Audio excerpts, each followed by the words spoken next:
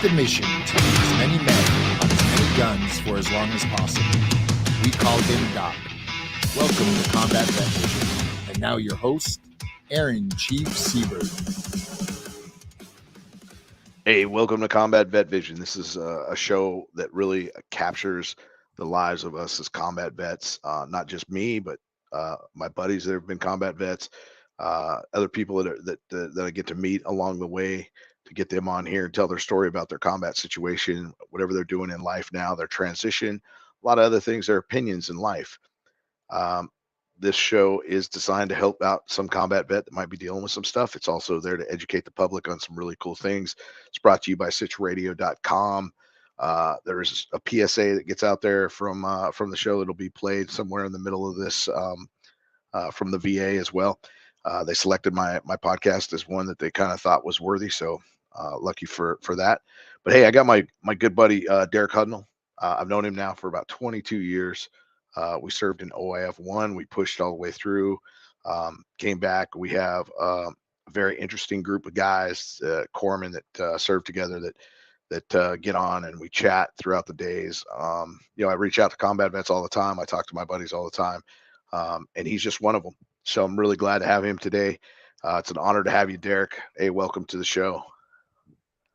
Thank you. Yeah. So talk a little bit about yourself, man. It's always good to see you, brother. Always good. We talk a lot, especially with things lately. A lot of things get chaos in our lives. We end up talking about a cool thing, but we've had a really cool string of guys on this text messaging system that keeps us corpsmen that served in 3.5 OEF 1 together. Man, we talk a lot on there. A lot of really cool stuff. But hey, tell your story, man. Where are you from? What inspired you to be in the Navy as a corpsman? And then, the FMF experience. Then obviously we got to deploy together anyway, and we could talk about that too. We got to hang out and train, deploy together prior to combat. So we got the opportunity to get to know each other. Yeah, we got some good experiences, good time. Where it begins, okay. So what led me to become a corpsman? Okay. I was digging around. It started when I was about 11, 10, 11, 12, something like that, years old, right? I'm digging around my garage, and I find this box, right? And inside the box was a set of handcuffs, some keys, and some bullets, and a coin, right? So, I asked my mom, like, what is this? She was like, well, back, in the 70s, I was a cop. And I was like, well, you're gonna have to explain to me about this. Like, what? So she told me that back in, I guess, was like 70, she was a cop from like 76 to 78. I wasn't born till 1980, right? So she decided to be a cop, because my grandfather, who's a World War II salty individual, Army and Marine Corps, good to go, told her that he would not have a daughter in the military, period. Just wouldn't have it. And so she as like kind of like a rebellious act, became law enforcement. And she entered the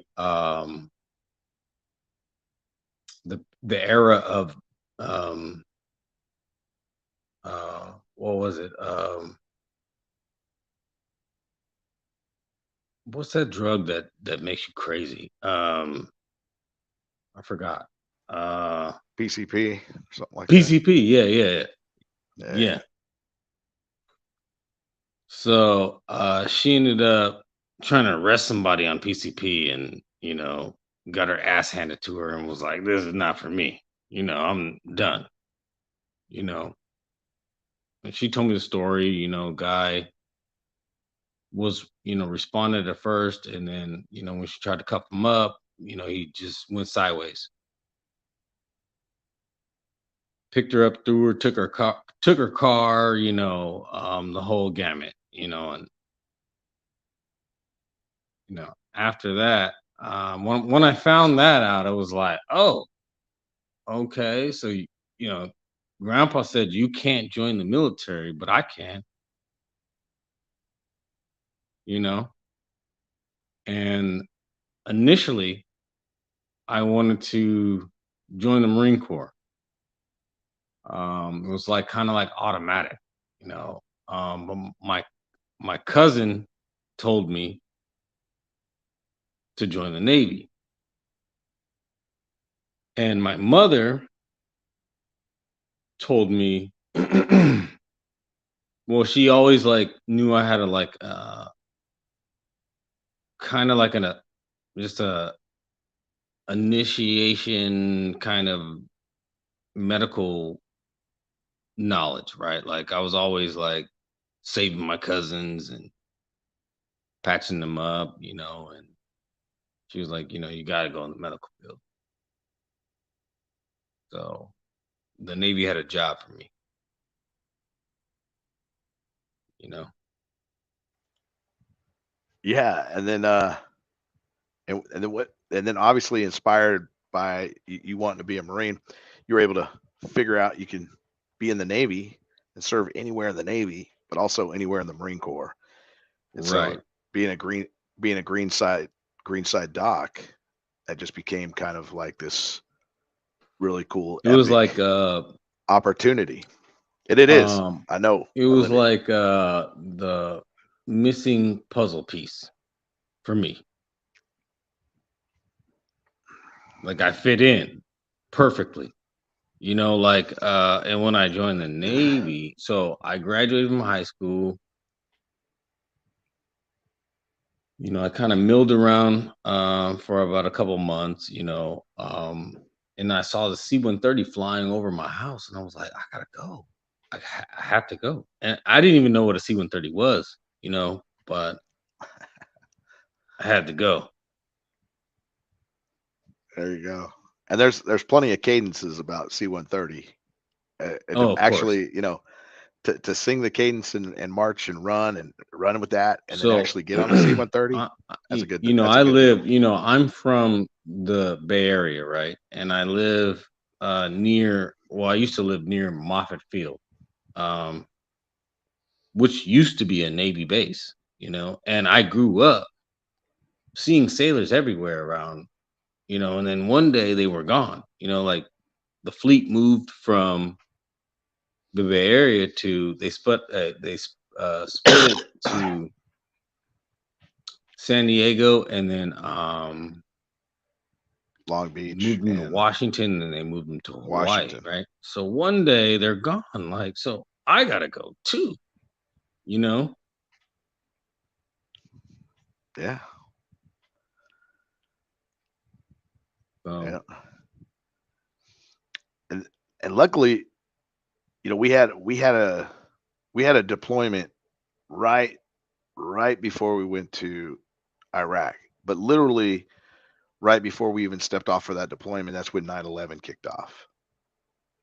And yes, we so still but we still had a job to do, and we went on that deployment, came back and started gearing up for what was to come. right. So, I joined the Navy in like 1998. Um, I went to Corps School in Great Lakes, Illinois. Um, and well, actually, I went to boot camp in, Great Lakes, Illinois, and then went to Corps School across the street, you know, um, where it was back then. You know, it's in like San Antonio now that I hear, right? Yeah, and it's all combined, all medical for all services, which is kind of it's a money saver. Definitely gets everybody on the same sheet of music. So Air Force, Army, and all this stuff. But then they have the breakout groups, which are specifically for all these different things that Navy requirements, Air Force requirements. Yeah, and then like I mean, throughout my service, like I had worked with they had like I remember the Army had different levels of medics, you know, like we could do this, we could do that, we can't do this, you know, but like as corpsmen, like we could do whatever, you know, we gotta do, you know, and I like that, you know. Yeah, we do have some very awesome, specific things that we don't have to do. We get to do everything that we want to do and need to do to save someone's life under the scope of the training that we've been in tune with. But I see, think I think it made it really hard for a lot of corpsmen to come back and actually be, medics on ambulances now, because oh, you you have to know, like you're not really decipher nothing but a all this stuff you cab can driver. do. You're a Yeah, cab driver. just That's what you do. yeah, You got to call it's in the doctor to ask to, you know, whatever, you know. to take the temperature. Yeah. I think he might be getting warm. I can feel his hand, like can I take his temperature? You know, like you know, Yeah, it gets a little crazy. Hey, yeah, so we went out and deployed, man. Talk a little bit about that deployment. Talk a little bit about um whatever you want to talk about, man. Talk about what it means to be part of 3-5. Obviously, we're 3-5, 3rd Battalion, 5th Marines. For those that don't know, okay. Well, I'll walk you through a couple of steps first, before I go there. I got to so what I thought was a curse turned out to be a blessing. You know, like I got state my first duty station was at a hospital, right? And I got assigned to a sterilization unit, and I had a regular ER rotation where I had to go work in the ER over the weekends, right? And then eventually got to work in a clinic, so where I was doing toenail removals and cyst removals and stuff solo, by myself, um so I was pretty confident by the time I got to First Marine Division in my ability to practice medicine. So first deployment, I mean, you just have your cuts and scrapes and scratches and whatnot, but the combat deployment, that's where you want to go, right? The yeah, combat some deployment. it's interesting you say that's the place you want to go. It seems like and that's a weird it's a weird statement, but it's a true statement that people may not understand or recognize. Like, what you just say you want to go? I remember talking to one of the guys when we were getting on the bird. One of the things I said to him was like, "Man, I've been in the Navy for about 10 years. I've been in this thing for 10 years, waiting to play in the Super Bowl." That's just a Well, when 9/11 happened, I was on my way to First Marine Division. And when I got there, I asked to go with the first unit that was going anywhere. I don't give a damn about, you know, where they're going. Send me to where someplace that's going somewhere. Um, I landed in 3-5. Um, I was ready, at that point. And, I wanted to get some, you know. I figured that, even if it wasn't like a combat deployment, that I could at least be out there in the world learning.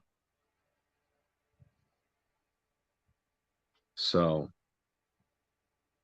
um, the next thing smoking, send me there. Right. That's how I got to Right. 3-5. That's good. That's a good story to get there. And some of this I haven't heard. But it's amazing. And so the very first, I think the first day that I got there, they told me the next day we're going on a 28-mile hike. And so I was like, okay, yeah, let's go. And I don't know if you remember this, but HM1 Thompson was like, man, Hudnall's the only one that didn't fall out. Like,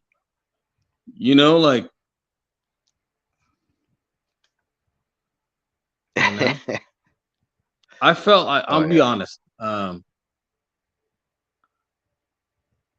By the end of that hike, I didn't know that we could take breaks. I didn't know that. I just thought we had to go. So I had like Gatorade and sunflower seeds and all kinds of shit that Marines were like, what? Like Marines falling out. Like, here, I'm handing them some Gatorade. Like, here you go. They're like, what? Oh, you're getting stiff muscles? Here, put these seeds in your mouth. Yeah, important pieces of gear for sure. They're like, what? Yeah. Who is this guy? Like, he just got here yesterday. Who is he? Yeah, that's when hikes were no joke for sure. It was good times. Well, then we had gas mask. The reason why I didn't do like the self-assessment, I was afraid to see. I felt like my toes would be, if I took my boots off, then my toes would be in there and rattling around like dice, and I'd dump them out. Like, dude, that is so true. Yeah, that's a good. I've never heard that description, but that is exactly how it feels when you're hiking and you've been there for a long time. You're like, I'm afraid to take the boot off because my toes will be in there like that, rattling around like dice. Damn. Yeah. You feel that? It feels like it. Yeah, you just pull the nub out, and toes will just come tumbling out of the boot. You turn it upside down. Oh yeah. Yeah, that's some good stuff, man. Yeah, I remember that hike. I think that the hike you're talking about, I think it started in the afternoon even. Like we worked all day long, and then it didn't even start till like 1600 or something like that. Right, and we hiked all night. It was like hiked a good all night. Yeah. It was a good run. Good indoc, I'd say, into infantry. And then, because I wasn't even assigned to a unit yet. Or unit. Yeah, no. So I asked, I was like, hey, I want to go or to company. Lima company. I asked him to go to Lima because my buddy was there.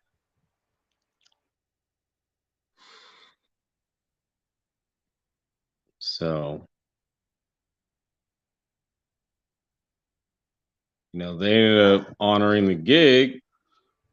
I went to Lima, and now you got your Lima stars, Oh yeah. Yeah, and then we went on a deployment, the 31st MU, and went over to Okinawa. Yep. And started gearing up towards obviously setting up to head to Iraq. Right. Came back, and in 2003, obviously headed over there for OIF 1. Right. So OIF 1, like for me, um, I kind of like I was old enough, I had been in long enough, to understand the danger that we were in, and um, I kind of knew what my job was and the role, and I remember like bouncing around the Amtrak. Um, the war actually started on my birthday,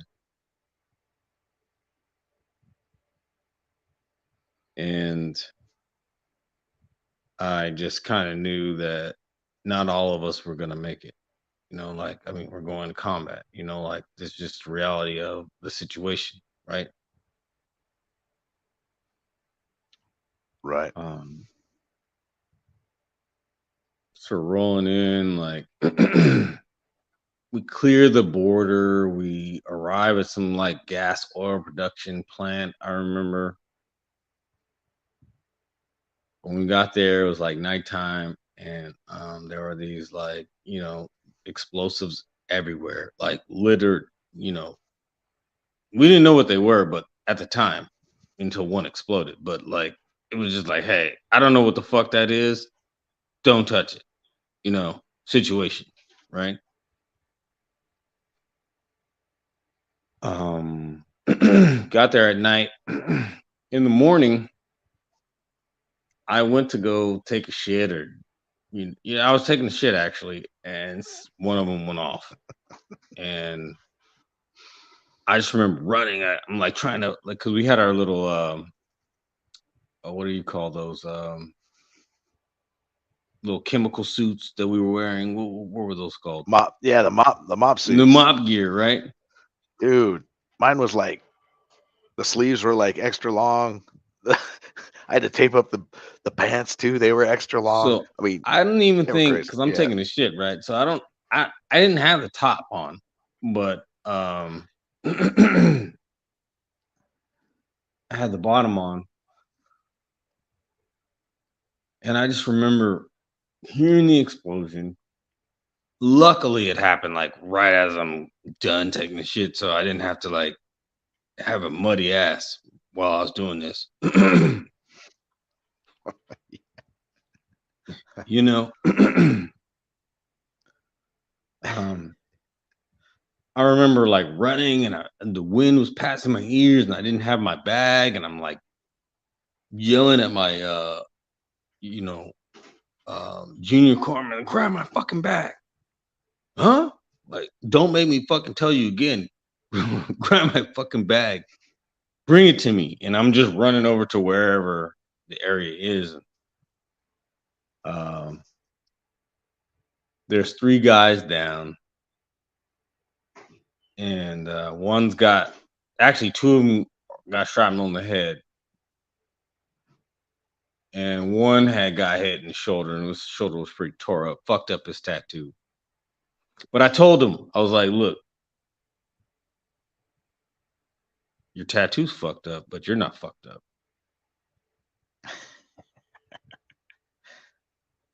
He was That's a like, good way well, to am I put gonna it. be able to like, hey, you'll be fine. The other two, one had shrapnel to his head and his leg, and the other one just had shrapnel in his head. So one of them came back to our unit after he cleared. I think they sent him to Germany or some shit, and he came back like later and was with us. The other one, I don't know what happened to him. I know that they charged him with picking up the piece. They were like doing an investigation or whatnot. Like he should have known better and this and that. I'm like, what the fuck are you talking about? You should have known better. Like we were out there. Nobody told us shit about anything. You know, we assumed these things, but he was the youngest guy out of everybody that got injured, and now you're gonna accuse him of causing it. You know, Right. so Dang. Yeah. And how long I mean, obviously, remember the days just kept dragging on as we pushed fast through everything. Everything. And it got to a point where we outran the supply line, the food line. Mm-hmm. And we all had to get all these chows up to the front lines because you guys were starving. Well, so when that happened, I got the approval from my supervisors, and hold on, I'm getting a call.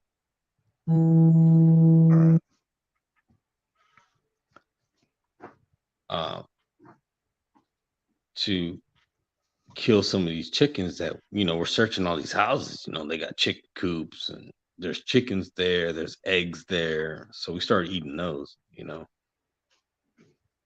We even killed some ducks, and I don't know, some kind of weird purple bird. I don't know.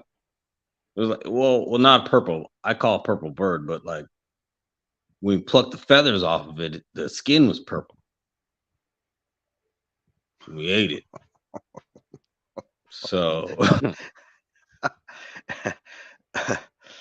Yeah, you got to do what you got to do. Yeah, I knew that was. You remember that chili powder in the MREs? Yeah. So you had a lot of extra of that. So we had some chili powder, right? We dumped it in the bag, and dumped as many as we could, dumped salt in there and whatnot, and made this, marinade, right? And then we grilled it up and ate it. Yeah, that's what's gonna happen. Always gonna be some crazy stories in combat for sure. Yeah, so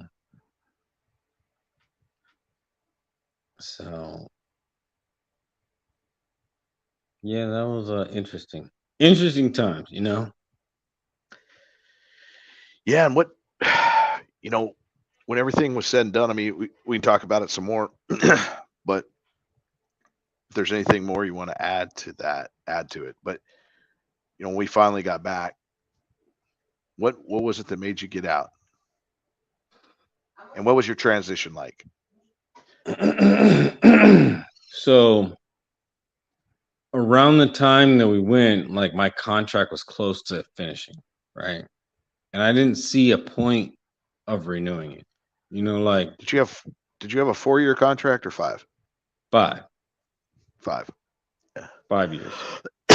That's when the 5-year contracts were kind of coming into play. When I came in, it was 4, but yeah, they started making 5-year contracts for corpsmen because our schools are so long, everything's so long. Yeah. So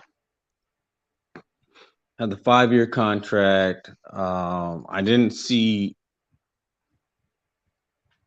I had college money. I got the the GI Bill already set up. I was like, I want to go to school. Yeah, you were motivated to go to school and continue in the medical field for the most part. Your whole drive. Yes, and that was my intentions when I got out. And I got when I got out, I got a job at the VA, and I was working as a nursing assistant. I was assigned to the immediate intensive care unit, right? No, intermediate intensive care unit. So when I was there, they brought me in like top level, top everything nursing assistant, right? And they were having me like start IV, start IVs, do all this. But then when I looked at the my job scope, it's like, well, I'm doing more than what they're paying me, So I went to the director and was like, look, for what I do doesn't match what I'm getting paid for. Can you change my title? and pay me a little bit more. And they were like, whoa, we're going to look into that. At first they told me no, but then I was like, you know, can you try? So, I lost my patience with all of it. And plus it was hard to get all the classes I needed to become a physician's assistant. So I switched my major to like criminal justice, and I went that route, you know. Yeah. Hey, hold that thought. We're going to come back in just a minute. I'm going to break away for this PSA from the VA. But hey, it's great. We'll get into your whole law enforcement piece because your transition has been really an amazing step for you. So we'll be right back. Hi, I'm Mike Richmond of the U.S. Department of Veterans Affairs with this message for veterans. Did you serve in the military? Veterans deserve world-class health care. You can help by joining the Million Veteran Program. MVP is VA's national voluntary research program to better understand how genes affect health. With over 900,000 veteran participants, MVP is one of the largest research programs in the world, with breakthroughs in PTSD, depression, heart disease, cancer, and more. With your help, the program can make more discoveries in areas that matter most to veterans. Go to mvp.va.gov to sign up, or call 866-441-6075 to schedule an appointment at a participating VA. You don't have to receive your care at VA to join. I'm Mike Richmond. Hey, we're back.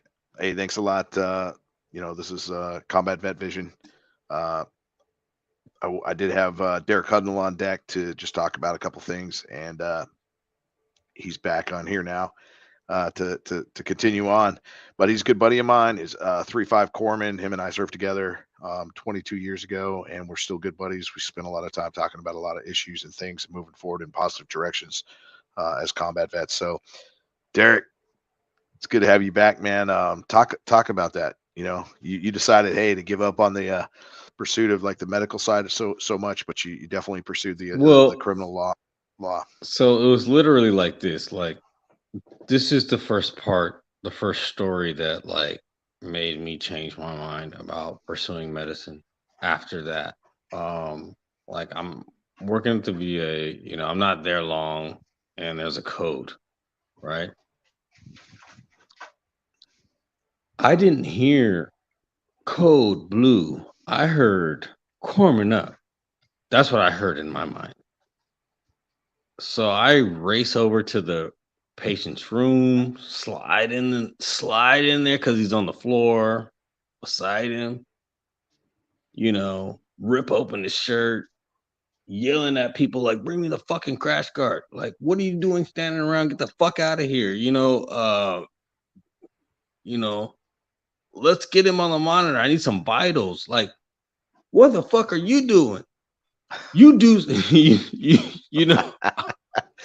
I was like fully, like engaged, yes, fully operational, and you know what? I didn't think about it until like the training just yeah.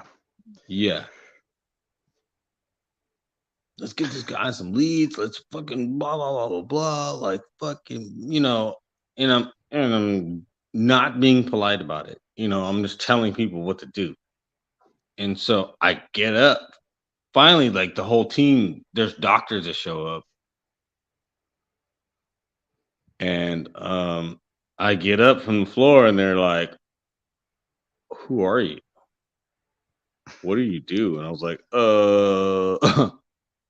I'm a nursing assistant. I felt so embarrassed, you know, like, I don't know, like, I just knew that I overstepped my boundaries.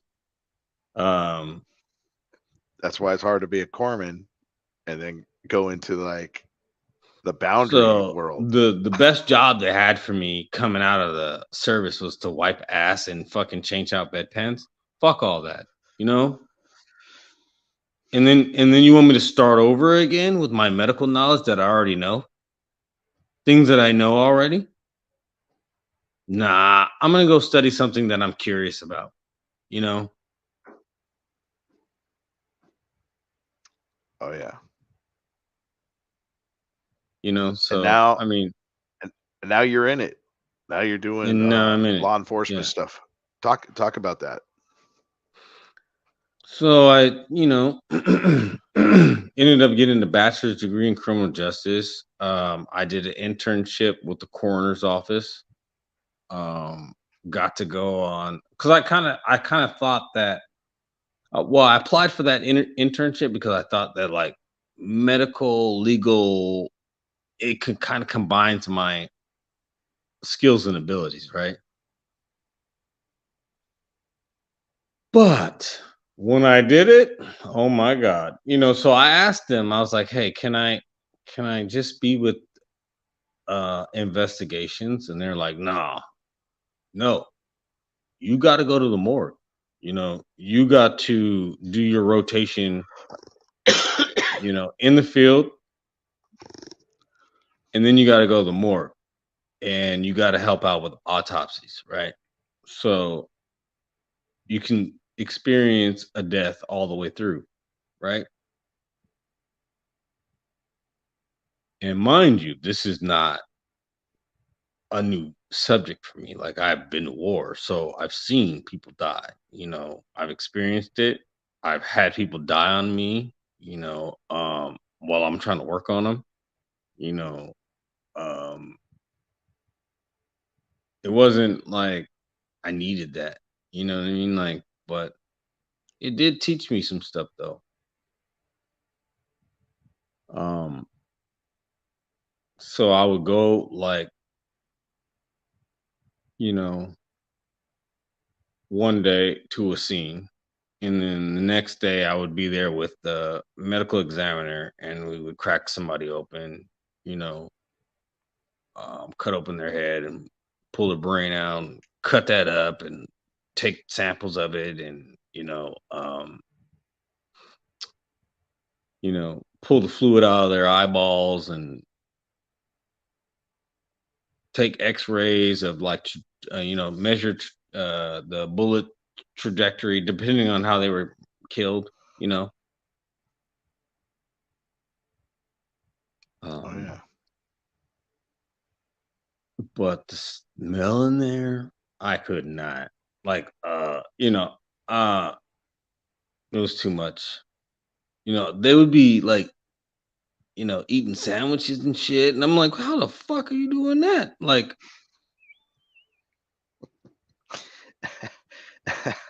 this is Yeah. disgusting. Like, it would take me like, I would have to go take 2 showers, chill out before I could even eat for like at least an hour and a half afterwards before I could even think about eating anything, Right. So that's not for me. Maybe later in life, and then maybe after, going to the scenes and like dealing with the family and stuff like that. That's what I learned the most about. Like I saw some of the most amazing shit that I've ever seen in my whole life. Like, I mean, this guy like found out he had Alzheimer's disease, or no, it was Parkinson. And he got diagnosed and didn't tell his wife, and he was just like, I'm not gonna put you through that. So he went into his backyard and offed himself, shot himself through his mouth, broke apart all his face, and it was a grisly scene, to see. But he had a little note in his pocket and was like, that said what it said, and um, you know, that's what it was. Yeah. When my guy told his wife, he sat down on the floor with her, that was amazing to me. Like, you have to be able to do that. Right. And there's a lot of bureaucracy out there, and we're not used to it in the military. We cut right through it all the time. You've obviously, you cut right through the bureaucracy as soon as you save that patient off the floor in the in code blue here in Corpsman up. Uh, it it doesn't work like that in society, but you still make it work like that. I mean, you've had some really amazing stories now that you're doing what you do. I mean, you've saved some guys' lives in jail doing some crazy stuff. Yeah. How many you're like, I got like 3 this year. You've been offered some special task force. Yeah, yeah, what do you got? Save the life medal. It looked like yeah, that's a pretty nice piece of gear. You have to build a bookshelf for those, correct? Yeah, I got too many. Yeah. So, but you know what? When we always talk, you don't pull any punches. You always talk the real talk. So, as much as it sounds crazy to most people, the conversations that you and I get to have, or the conversations we get to have in the group of people that we talk to, our combat vets, it's a freedom that you just can't understand, a taste of freedom, and it's an honor, that you're here, man. I would love to get you back on the show in the future to talk about your transition a little bit more, the struggles that you had, and the fact that you're doing what you want to do now to a point, and talk about your exploits in the world of law. Right. Yeah, but you know what? Talk about that a little bit. If someone's dealing with stuff, how might they need to negotiate that a little bit before we go? And then if somebody wants to get a hold of you, talk about that, how they could do that. You could definitely get a hold of him through me, but feel free to give out any last words, Derek. Yeah, so no matter what, like you're gonna get thrown curveballs. You're gonna feel overwhelmed with the multitasking. If you're a family person or whatnot, or even if not, just don't get overwhelmed by it. You can only do one thing at a time. Take your time. People are going to tell you that they're not trying to pressure you, but they are, and they always will. But one step at a time, one bite at a time. That's the way to eat an elephant. One bite. That's And good advice, brother. Don't ever think that you deserve to die. Especially by your own hand. Don't ever think that. Yeah, those are tough gigs. Thanks for bringing that up. If somebody wants to get a hold of you, you know, definitely through me. Yeah, go through Aaron, and he's got me. Good old fashioned chief. You were a chief when I met you, but you weren't a chief. But you already had all the qualities. Man, that's a hell of a compliment. Considering I was an HM3 at the time, I think you met me. Yeah. Yep. Wow. Dude, I think that might be the best compliment I've ever had. That's a cool compliment, bro. But you know what? For those of you who don't know, hey, thanks for being on my show, Derek. But this guy is a writer. He writes some really incredible things. He's going to be writing some memoirs, some other really cool, amazing things. So I look forward to seeing what you're going to do in the future. I always look forward to your chatter on the chat. It always kicks off some interesting stuff. It's been fun, man. It's been a great time knowing you, and I look forward to getting back and seeing you when I get back and doing some stuff, brother. But we'll talk to you soon. Hey, this is Aaron Siebert, retired Navy chief. Lucky to be alive. There's some incredible things out there, some incredible people. Some of the stories that you're going to hear are very intense. They're going to be crazy. You're going to see me smile, but in all reality, it's the reality of it. The show kind of can talk about life and death in a weird way, and it might steer some people in some weird directions, but just know that there's a lot of people in here that care, that are trying to make a difference. And if you're having a hard time, please reach out. I talk about it all the time, the PTSD Foundation of America, Warrior Built. But if you're an organization doing some incredible things, I want to see it, know about it. I want to have you on my show. Until next time, strength and honor. Out. Part of your world, maybe take a little piece of all the things I've done.